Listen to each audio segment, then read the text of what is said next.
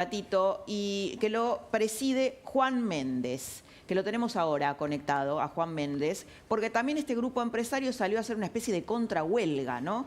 Entiendo que también está Roberto Llanos, que estuvo aquí y que grabó un video para hacer una contrahuelga, para manifestarse, bueno, para hacer política, ¿no? Cosa que los empresarios siempre se habían mantenido bastante callados en la Argentina y después protestaban, pero les costaba organizarse. Bueno, ahora se organizaron, tienen por lo menos estos pequeños empresarios, tienen esta agrupación, me refiero a los emprendedores, ¿no? Y lo tenemos a Juan Méndez aquí conectado. ¿Cómo está, Juan? Buenas noches. ¿Qué tal? Buenas noches. Gracias, Laura, por invitarme. Bueno, una primera mirada, vos decís que se despertó la CGT porque estuvo durmiendo 4 años. Es así. Es así. ¿Qué pasó en los últimos 4 años? Porque no aparecían nunca. Ahora tenemos un cambio, reformas o modernización de las leyes laborales y salen a patearle la cabeza al pueblo, porque no es que se la patean al presidente, se la patean al pueblo a 1 mes y medio de un cambio. A mí realmente me cuesta entender todo esto. Parece que esta Argentina vive del atraso y creo que tenemos una oportunidad terrible de cambiar las cosas y de dar empleo, de generar riqueza para este país y sin embargo nos quieren trabados. La verdad que no lo puedo entender. ¿Cuál es tu evaluación del paro de hoy? ¿Qué pasó? Porque algunos dicen, bueno, la adhesión fue de 600.000 personas, dice la CGT, Patricia Bullrich de 40.000. ¿Cómo lo viste vos? Mira, te lo voy a decir desde el lado de mi empresa. A ver. Yo tengo 100 empleados. Sí. No faltó uno a trabajar. Y no sabés qué orgullo que tengo de verlos a todos. ¿Estos son tus empleados, Juan? Parte de mis empleados, porque hay otra planta y aparte, como es una empresa de logística, hay un montón de camiones que salieron a distribución y todos hicieron sus entregas. Y mi fuerte es en Capital y Gran Buenos Aires. O sea, esto es una gran mentira, chicos, no nos engañemos más. Dejemos de vivir en el atraso. Tenemos que empezar a probar un presente y un futuro. Esto así no sirve. Tenemos que darnos la oportunidad de un cambio. Y ojo, no soy de la cultura de Milei, no pertenezco al espacio de Milei, no trabajo para Milei, soy un simple empresario pyme y soy presidente del Movimiento Empresarial Antibloqueo, que quiero llegar a este país a lo más alto. Esa es mi intención. ¿Y por qué este movimiento antibloqueo? ¿Cuál fue tu experiencia? ¿Qué te pasó para, además, coordinar todo este grupo? Es el movimiento antibloqueo, pero también están organizados en PEP, ¿es así? Es así, bueno, mirá. Son dos asamblea espacios. Sí, son 2 espacios totalmente distintos. A ver, contanos en una un poco. asamblea anual del Movimiento Empresarial Antibloqueo, sí.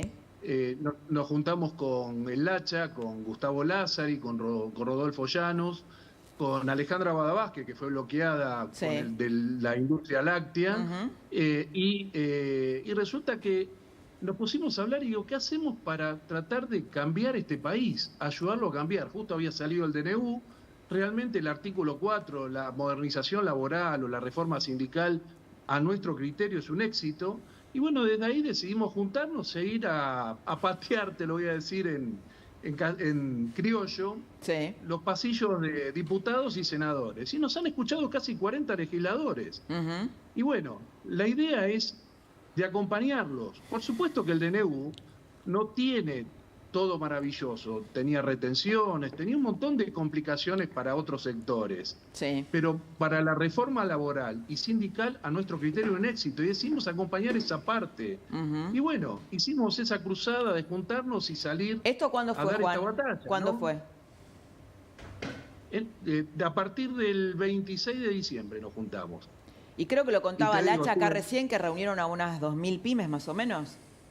No, mirá, ya hay casi 4.000 pymes. Ah, bueno. Es sorprendente, es sorprendente. Mirá, a la semana de habernos juntado, teníamos 2.039 pymes.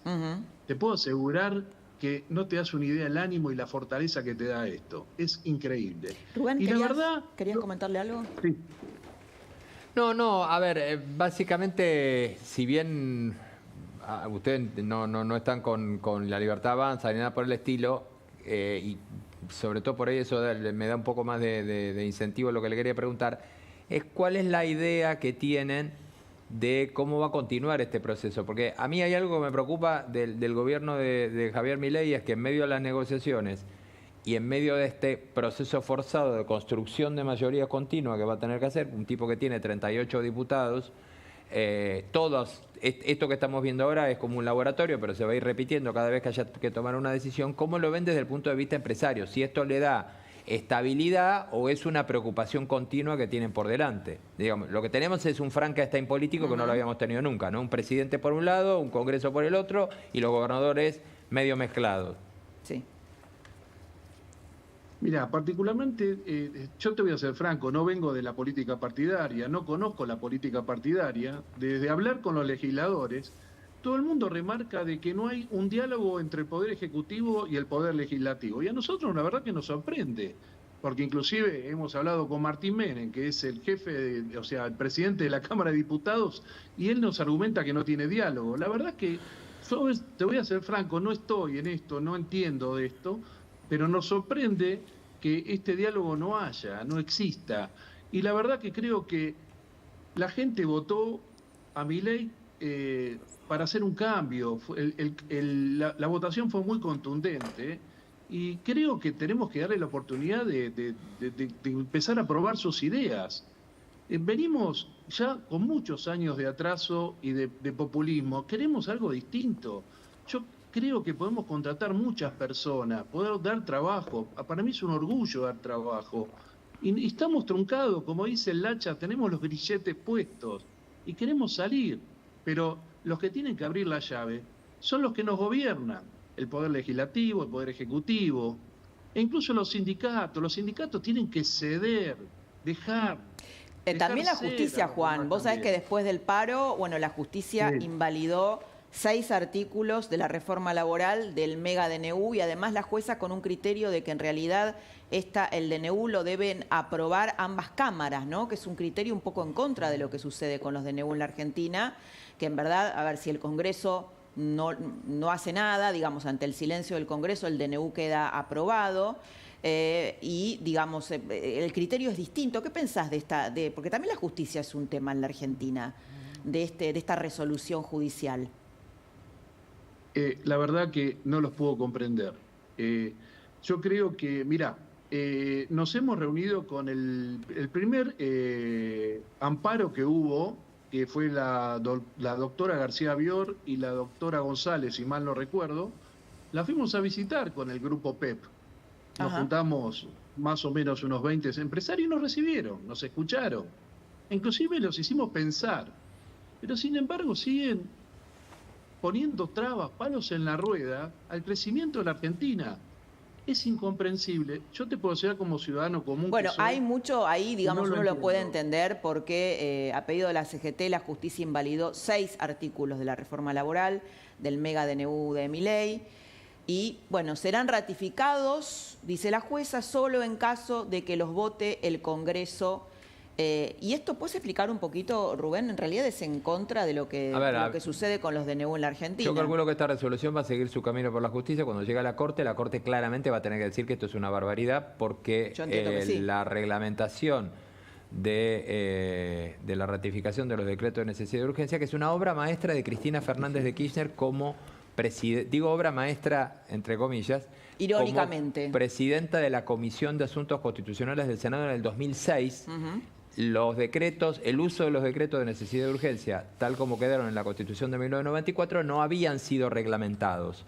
Cristina se lo reglamentó a su marido, que era el presidente, de manera que, pase lo que pase, el nivel de mayoría que hay que reunir es tan grande que es imposible que te tiren abajo un DNU, por lo que vos acabas de decir hace un rato. Necesitas el rechazo de los dos recintos. De ambas cámaras. De ambas cámaras. O entonces, el silencio del Congreso y queda validado mientras, ese DNU. Mientras los dos recintos no lo rechacen, los DNU siguen vigentes. A ver, si se aplicara lo que dice esta jueza, se le viene abajo toda la estructura de gobierno de Cristina, de Macri, de Néstor, de Alberto, porque todos sus DNU en su amplísima mayoría no fueron ratificados. Siguieron vigentes porque el Congreso no habló, hizo silencio y porque el procedimiento que establece, no es un capricho, el procedimiento que establece la reglamentación que se hizo, capitaneada por Cristina en el Senado en ese momento, establece esto.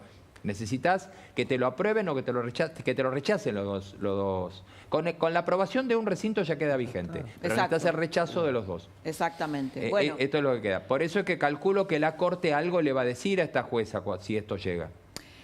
Lo que sucede también, vos decías, no entiendo, Juan, es que hay una suerte de connivencia en algunos sectores de la justicia, sobre todo la laboral y la CGT, que tiene mucha influencia ahí. Por ejemplo, Recalde, el patriarca de los Recaldes, su esposa es camarista laboral. Lo mismo pasa con la mujer de Julio Piumato, de los judiciales, cuya esposa también es jueza laboral. Entonces ahí hay una suerte de corredor donde el tráfico de influencias es fluido, ¿no? Yo lo que quisiera saber cuál es el real interés de los sindicalistas. Sostenerse con sus propias cajas. Yo creo que si la reforma laboral y sindical triunfa o funciona, se quedan sin afiliados. Yo lo sondeé en mi propia empresa, le pregunto a los chicos que trabajan conmigo y se desafiliarían todos, porque cuando empezaron a atender la plata que aportan todos los meses para sostener estas estructuras, prefieren tener en el bolsillo para de comer a los hijos, porque realmente los sueldos son muy pobres hoy. Pero hay que defender la propia. Mira, a mí cuando me bloquearon, que fue en pandemia, sí, me bloquearon porque no pude pagar los aportes sindicales, porque prioricé justamente los sueldos de los empleados, porque me había quedado sin plata. Tu empresa es una empresa de logística, ¿no? Sí. Tenía en ese momento 65 empleados. Tenía los 65 empleados dentro de la empresa y me bloquearon porque no podía hacer los aportes. Hasta que no pagué, no me desbloquearon.